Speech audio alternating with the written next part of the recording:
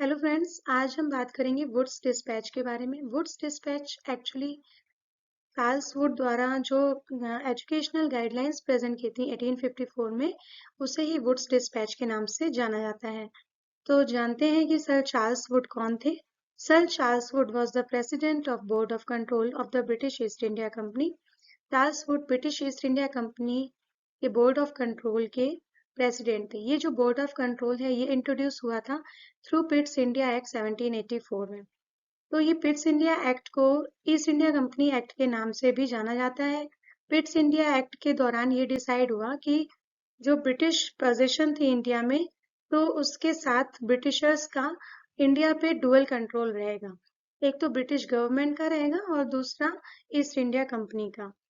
और इसे Pitt's India act इसलिए भी बोला जाता है कि जिस समय सबसे पहले ये एक्ट डिसाइड हुआ था, उस समय विलियम पिट्स इसके प्राइम मिनिस्टर थे। बहुत यंग प्राइम मिनिस्टर थे ब्रिटेन के। तो उस इस वजह से इसे पिट्स इंडिया एक्ट के नाम से भी जाना जाता है।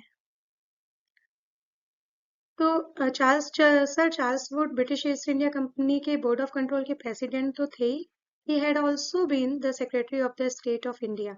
वो स्टेट ऑफ इंडिया के सेक्रेटरी भी रह चुके थे। Next is Wood sent a formal dispatch to Lord Dalhousie, then the Governor General of India. Would ने एक फॉर्मल डिस्पैच भेजी थी, जिसे जो कि एक्चुअली में एजुकेशनल गाइडलाइंस थी, to Lord Dalhousie, Lord Dalhousie को, जो कि उस समय पे इंडिया के गवर्नर जनरल थे।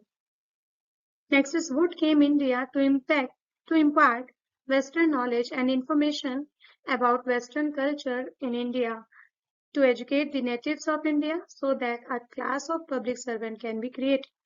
वुड इंडिया आए क्योंकि वो वेस्टर्न नॉलेज यहाँ पे देना चाहते थे इंडिया में, और इंडियंस को जो यहाँ के नेटिव हैं, उन्हें वेस्टर्न कल्चर से इंट्रोड्यूस करना चाहते थे, उसके बारे में इंफॉर्मेशन प्रोवाइड करना चाहते थे, so that a class of public servant can be created. इसके पीछे रीजन ये था कि वो पब्लिक जो सेक्टर थे, पब्लिक सर्विस सेक्टर्स जो थे, वहां पे एक पब्लिक सर्वेंट की क्लास क्रिएट करना चाहते थे, क्योंकि वहां के लिए उसके लिए उन्हें एक लोकल एजुकेटेड लिटरेट पॉपुलेशन की जरूरत थी। लेकिन उस समय इंडिया इतनी वेल लिटरेट नहीं थी। इसकी वजह से इनका प्लान ये था कि जो नेटिव हैं ऑफ इंडिया, उन्हें हम वेस्टर्न कल्चर, वेस्टर्न नॉलेज इतनी दे दें कि वो हमारे तरीके से वहां पे एज अ पब्लिक सर्वेंट एक हम क्लास जनरेट कर सके पब्लिक सर्वेंट की, और वो हमारे तरह से काम करें, हमारे तरीके से। तो नेक्स्ट देखते हैं। It aimed to give more education liberties and freedom to the people of India and advance their education system. Wood's का जो डिस्पैच था, उसका एक और एम था कि एजुकेशनल लिबर्टीज उसने और ज्यादा भी प्रोवाइड करी, जिससे हर कोई एजुकेशन ले सके, मतलब ये सभी के लिए अप्रोचेबल हो। तो उसने लिबर्टीज प्रोवाइड करी। Freedom to people of India, India के सभी लोगों को फ्रीडम दी, क्योंकि पहले जैसे कि हमने मैकॉले में भी देखा था कि एजुकेशन को लेके काफी कंजर्वेटिव थॉट्स थे मैकॉले के। और उससे पहले की बात करें तो वैदिक पीरियड या मिडाइवल पीरियड के दौरान या बुद्धिज्म में भी जो एजुकेशन थी, वैदिक पीरियड में तो सिर्फ ब्राह्मण्स तक लिमिटेड थी। अदर कास्ट के लोगों के लिए थोड़ा एजुकेशन ले पाना डिफिकल्ट हो गया था। वुमेन एजुकेशन तो बिल्कुल ही, मतलब जिसकी बात ही नहीं होती थी। तो इस तरह से जो एजुकेशन थी, वो कुछ हैंडसम पीपल के ही पावर हो गई थी, और सबके लिए अप्रोचेबल नहीं थी। तो इस तरह से जब वुड्स डिस्पैच क्रिएट हुआ, तो उन्होंने एजुकेशन लिबर्टीज प्रोवाइड करी, सभी लोगों को ये फ्रीडम दी कि इंडिया के जितने भी लोग हैं वो एजुकेशन ले सकें, and advance their education system. और उनके जो एजुकेशन सिस्टम जो पहले से चल रहा था, that was really very conservative and Orthodox, तो उसको और उन्होंने एडवांस किया। और इस तरह से एडवांस किया कि उसका बेनिफिट हर किसी क्लास के, हर किसी जेंडर के और हर किसी कैटेगरीज या रिलीजन के व्यक्ति को उसका बेनिफिट मिल सके। Next is systematic management of education was developed under Wood's guidelines. Actually में जब वुड की गाइडलाइंस आई या वुड डिस्पैच क्रिएट हुआ, उसके बाद ही एजुकेशन का एक सिस्टम डेवलप हुआ, सिस्टमेटिक तरह से मैनेजमेंट क्रिएट हुआ एजुकेशन का। उसके पहले एजुकेशन सिस्टमेटिक नहीं थी, और कोई उसका बहुत ही ऑर्गेनाइज्ड फॉर्म में नहीं थी। Last is it was the first document that provided basic structure of education. ये पहला डॉक्यूमेंट था जिसने एजुकेशन को रियली एक स्ट्रक्चर प्रोवाइड किया कि फ्रॉम द बेसिक, मतलब फ्रॉम दैट टाइम जब हम एजुकेशन किसी भी बच्चे की स्टार्ट करते हैं उस समय से लेकर आगे तक हमें कैसे प्रोसीड करना है, एजुकेशन को स्टेप बाय स्टेप हमें कैसे एजुकेशन लेनी है, इसका एक प्रॉपर स्ट्रक्चर डेवलप किया चार्ल्स वुड ने। नेक्स्ट हम देखते हैं कि रिकमेंडेशंस ऑफ चार्ल्स वुड क्या थे। चार्ल्स वुड ने अपने डिस्पैच में क्या क्या रिकमेंड किया था। First is one education department should be established in each province. उन्होंने बोला कि एक एजुकेशन डिपार्टमेंट होगा जो कि वहां से पूरी कॉलेजेस या स्कूल्स को मॉनिटर करेगा, लेकिन वो हर एक प्रोविंस में होगा। तो प्रोविंस जो थी उस समय पे वो ब्रिटिश इंडिया में जो ब्रिटिशर्स थे उन्होंने अपनी एडमिनिस्ट्रेशन के को देखते हुए, ताकि वो प्रॉपर तरह से एडमिनिस्ट्रेट कर सके इंडिया को, उन्होंने डिवाइड किया हुआ था प्रोविंस में। तो वो 17 प्रोविंस थे। तो चार्ल्स वुड ने क्या किया कि ईच प्रोविंस, उसने कहा कि हर प्रोविंस में एक एजुकेशन डिपार्टमेंट स्टेब्लिश होगा with director and its head and appointment of deputy director. मतलब उस जो एजुकेशन डिपार्टमेंट होगा उसमें एक डायरेक्टर होगा, डायरेक्टर के नीचे एक हेड होगा और उसके नीचे एक डिप्यूटी डायरेक्टर अपॉइंट किया जाएगा और with inspector for his help. और जो डिप्यूटी डायरेक्टर होगा उसके साथ में एक इंस्पेक्टर भी होगा जो उसकी हेल्प के लिए अपॉइंट किया जाएगा।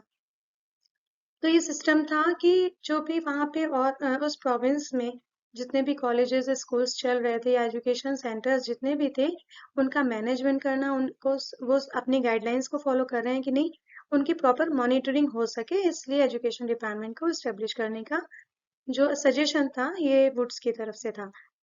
तो भी हम देख ही चुके हैं कि director, then head, then deputy director, then inspector, ये एक उन्होंने हायरार्की डेवलप करी थी वहाँ को मॉनिटरिंग के लिए, मैनेजमेंट के लिए। Next is one university in each presidencies, Bengal, Madras, Bombay, chancellor, vice chancellor, senators and fellow universities affiliated with held exam and confer degree। अब तो एजुकेशन डिपार्टमेंट तो प्रोविंस में उन्होंने सेट कर रखी थी। इन्होंने कहा कि एजुकेशन डिपार्टमेंट जो है हर प्रोविंस में हम इस्टेब्लिश करेंगे, लेकिन उन्होंने ये भी बोला कि एक यूनिवर्सिटी हर प्रेसिडेंसी में होगी। तो जब इंडिया ब्रिटिश के पोजीशन में थी तो उस समय 3 प्रेसिडेंसीज जानी जाती थी इंडिया की, एक बंगाल, मद्रास एंड बॉम्बे। तो उन्होंने इन तीनों जगहों पे एक एक यूनिवर्सिटी भी इस्टेब्लिश करने का सजेशन दिया। अब ये जब यूनिवर्सिटी इस्टेब्लिश हुई तो उसमें अपॉइंटमेंट किस किस के थे। सबसे पहले चांसलर आएंगे, then vice chancellor, then senator. Senators वो होते हैं, वो ग्रुप ऑफ पीपल होता है या एक बोर्ड कह सकते हैं हम, होता है जो कि सारी वहाँ के जो भी रूल्स हैं, रेगुलेशंस हैं, किस किस नियमों पे चल के हमें आगे की जो भी काम होंगे या मैनेजमेंट के जो तरीके होंगे उनको कैसे प्रोसीड करना है, किस तरह से हमें मैनेज करना है, जो भी एजुकेशन एक्टिविटीज होती हैं या एजुकेशन के तरीके हैं, एडमिशन से लेके अपॉइंटमेंट तक, उनकी सैलरीज, एवरीथिंग, या फीस वगैरह, ये सारी चीजें सीनेटर ग्रुप ही डिसाइड करता है। तो ये सीनेटर था, वाइस चांसलर के नीचे सीनेटर्स एंड फेलो यूनिवर्सिटी। और जो अब इस यूनिवर्सिटी, जो एक प्रेसिडेंसी में एक यूनिवर्सिटी स्टेब्लिश की गई है, इस यूनिवर्सिटी से अदर यूनिवर्सिटीज रिलेटेड होंगी। जो उस प्रेसिडेंसी की अदर यूनिवर्सिटीज होंगी वो इस प्रेसिडेंसी की जो एक हेड यूनिवर्सिटी है उससे एफिलिएटेड होंगी। और जो ये एफिलिएटेड जो यूनिवर्सिटीज होंगी उनका काम होता है कि वो एग्जाम्स हेल्ड करेंगी, जो भी एग्जाम्स या जो भी क्लासेस चलेंगी यूनिवर्सिटी की, बैचलर डिग्री या मास्टर्स डिग्री के जो एग्जाम होंगे उनको हेल्ड करना, उन्हें मतलब कैरी करवाना, फिर डिग्रीज प्रोवाइड करना, ये काम होगा जो एफिलिएटेड यूनिवर्सिटीज हैं या फेलो यूनिवर्सिटीज होंगी। Next is set up a network of graded institutions throughout the country in shapes of primary, junior and secondary school। फिर वुड्स ने बोला कि एक नेटवर्क होगा ग्रेडेड इंस्टीट्यूशंस का, ये तो यूनिवर्सिटीज की बात हो गई। तो अब जो स्कूल्स हैं या इंस्टीट्यूशंस हैं पूरी कंट्री में उनका एक नेटवर्क फैलेगा। वो नेटवर्क इस तरह से होगा कि इसमें प्राइमरी, जूनियर और सेकेंडरी स्कूल्स में हम इसे डिवाइड करेंगे। अब नेक्स्ट है, would suggested that primary schools must adopt vernacular language, high school should use Anglo vernacular medium, and English should be the medium of college level education. Would ने suggest किया कि जो प्राइमरी स्कूल्स होंगे, means 5th class तक के जो school होंगे, वो वर्नैकुलर लैंग्वेज को अडॉप्ट करेंगे। इट मीन्स जो वहाँ की रीजनल, जो उस एरिया की जो लोकल लैंग्वेज है, वो उसी लैंग्वेज में एजुकेशन लेंगे। एंड हाई स्कूल, अब 5th के बाद जो भी 10th तक जितने भी क्लासेस रहेंगी या जो भी स्कूल्स इन क्लासेस को कैरी करेंगे, उन्हें एंग्लो वर्नेकुलर मीडियम यूज करना होगा। एंग्लो वर्नेकुलर मतलब उसमें इंग्लिश भी रहेगी और उनकी जो रीजनल लैंग्वेज है, लोकल लैंग्वेज है, वो भी एज अ मीडियम साथ के साथ चलती रहेगी। And English should be the medium of college level education, और जो कॉलेज लेवल एजुकेशन होगी वो इंग्लिश, उसमें completely English, through out English medium रहेगा। तो इस तरह से उन्होंने एजुकेशन को ध्यान में रखते हुए, एजुकेशन के हर कैटेगरी को ध्यान में रखते हुए उसके मीडियम में चेंजेस किए, और जो कि इजीली अडॉप्टेबल थे, जिसे आसानी से कोई भी अडॉप्ट कर सकता था और इंग्लिश को भी धीरे धीरे लर्न कर सकता था। Next is private educational institution should be run by local managing committee. जो प्राइवेट एजुकेशनल इंस्टीट्यूशन है, जैसे कुछ स्कॉलर्स हैं या रिच जेंट्री है, उसने अपना इंस्टीट्यूशन खोला है, तो उसे लोकल मैनेजिंग कमेटी, जो वहाँ की लोकल कमेटी है, वो खुद ही उसे रन करेगी। उसमें गवर्नमेंट की पावर नहीं होगी। इंस्टीट्यूशन में charge fees, but accounts will be open for inspection by government officers of education department. तो ऐसे इंस्टीट्यूशंस फीस तो चार्ज कर लेंगे, लेकिन जो इनका अकाउंट होगा ये इंस्पेक्शन के लिए ओपन रहेगा, और इंस्पेक्शन एजुकेशन डिपार्टमेंट के गवर्नमेंट जो ऑफिसर्स हैं वो ही करेंगे। ये इन matter of teachers salary, buildings, libraries and scholarship the government should provide grant in it. तो ये जो इंस्पेक्शन होगा, इस इंस्पेक्शन से बेनिफिट ये मिलेगा, अगर लोकल कमेटी जो चला रही है इंस्टीट्यूशन, अगर वो अपने अकाउंट्स को ओपन रखती हैं, क्लियर रखती हैं, तो ये जो इंस्पेक्शन है इसके तहत टीचर्स की सैलरी, बिल्डिंग्स, लाइब्रेरी और जो भी स्टूडेंट्स की स्कॉलरशिप है, उसके लिए गवर्नमेंट इन्हें ग्रांट प्रोवाइड करेगी। Next is teachers training school will be open on pattern of England. इसके साथ साथ वुड ने जो एक बहुत इंपॉर्टेंट बात कही कि अब टीचर्स की भी ट्रेनिंग की बात यहाँ होनी चाहिए, क्योंकि जब एजुकेशन को हम इतना अपलिफ्ट कर रहे हैं, तो यहाँ पे टीचर्स भी प्रॉपर ट्रेंड होने चाहिए, ताकि वो एक क्वालिटी एजुकेशन प्रोवाइड कर सके। तो टीचर्स ट्रेनिंग स्कूल भी उन्होंने कहा ओपन होंगे, लेकिन वो इंग्लैंड के पैटर्न पे ओपन होंगे, जैसा इंग्लैंड में टीचर्स ट्रेनिंग चलती है वैसे ही। Government service person having working knowledge of English will be preferred for governmental job। और उन्होंने कहा कि जो भी पर्सन जिसकी भी वर्किंग नॉलेज है इंग्लिश में, यानी कि इंग्लिश उसकी एक्सपर्ट है, लाइक उस इंग्लिश की नॉलेज रखते हुए वो इंग्लिश में ही एजुकेशन दे सकता है, इंस्ट्रक्शन दे सकता है, इंग्लिश की उसे अच्छी समझ है, तो वो उसको गवर्नमेंट सर्विस के लिए उसको प्रेफर किया जाएगा। Facilities for education of girls on large scale, rich people should donate for this.